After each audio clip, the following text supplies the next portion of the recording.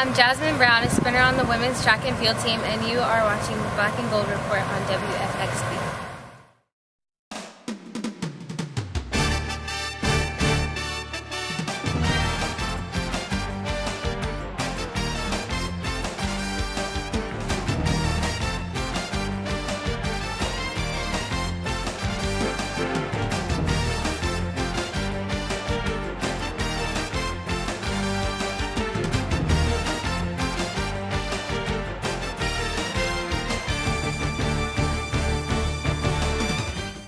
Good afternoon, Braves fans, and welcome to this week's edition of the Black and Gold Report, a program all about UNC Pembroke athletics. I'm Kevin Freeman, and today on the program we're going to be talking a little strength and conditioning with head strength and conditioning coach Joey Hannett. But first, we're joined by head track and field coach Gary Aycock. Coach, good to see you again. Pleasure to be here. Enjoying the beard. Oh, yeah. So, everybody knows that you're also the head cross-country coach here on campus, and I wanted to ask you how the transition to being the track and field coach, how that's going, particularly when you deal with sports that you might not necessarily have a lot of experience coaching as the cross-country coach. Right. Well, coming on board with track and field in a head coach capacity in late November of this past fall, kind of nervous about jumping into the season, especially without any heads up as that I would be taking the position, and I think it's going extremely well. Had some time to sit down with the men and women on both teams and talk about their goals and what their expectations were for the season, especially it being the inaugural year with the Peach Belt Track and Field Championships. So I got on paper their goals and where I'd like to take the program, and working extremely hard. We opened at UNCW Outdoor, and we were at Coastal Carolina this past weekend.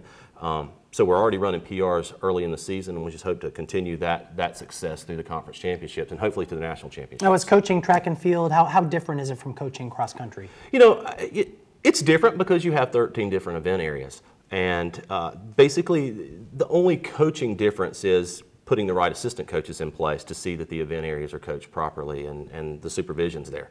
And I have to give it up to my assistant coaches. I have some phenomenal help, very young, eager, energetic coaches that have a passion for the sport that really is helping the student athletes as far as their training and competing. All right, well, you're in the middle of the season. Let's talk a little bit about that. You most recently competed in the CCU Shamrock Invite and had 3 top 10 finishes, including 2nd place in the high jump and 5th place in the long jump, both by DeAndre Weaver.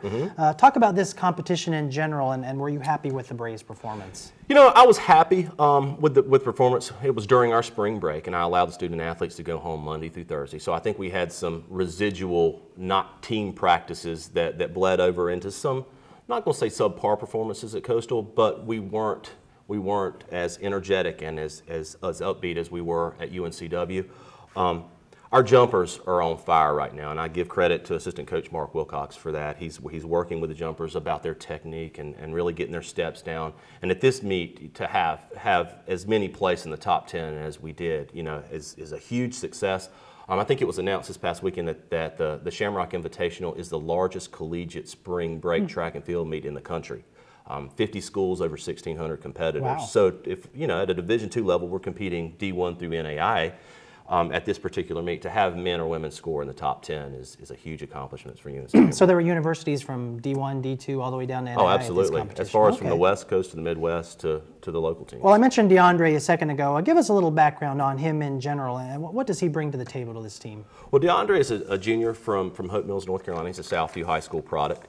Very quiet young man, and you just don't understand his athletic ability till you watch him compete in person.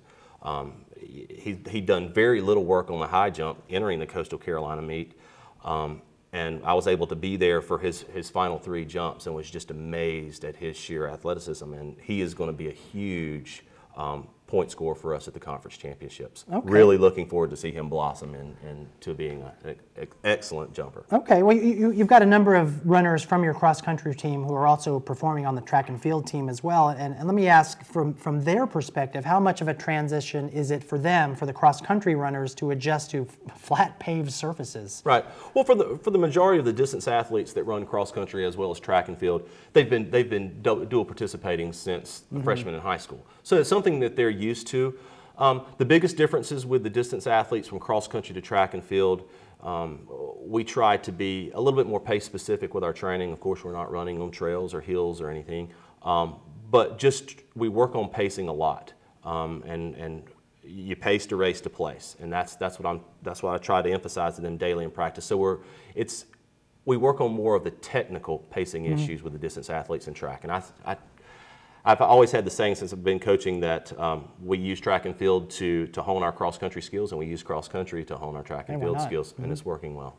Well, we always talk about Pardon Luvu, and he runs the 1500 for the men's track team, and I was curious, given that he's a distance runner, why does he run the 1500 as opposed to, say, the 3000? Well, last year Pardon in the 10,000 meters placed fourth at the national championships, was an All-American. He's most likely going to finish the season as a 5K, 10K athlete. And what we do with our racing, especially early in the season, is we really try to do some under-distance racing and some over-distance racing. So right now in the season, as early as it is from a national championship perspective, we have him running the shorter distances to work on some turnover and some leg work. So when we come to the 5K and 10K big meets where he's going to competing for a qualifying spot, that he'll have that speed work under his belt. And training has to be considerably different for 1500 versus 10K for sure. Absolutely. All right, Coach, we're going to take our first break. We're going to come back and talk a little more about upcoming track and field events. I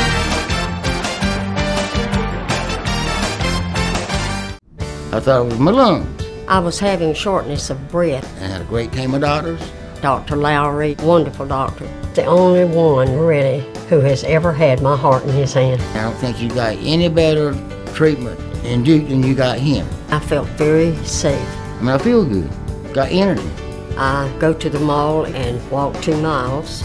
I come out victorious. I love Southeastern, and of course, if it has something to do with their heart, this is where you get it.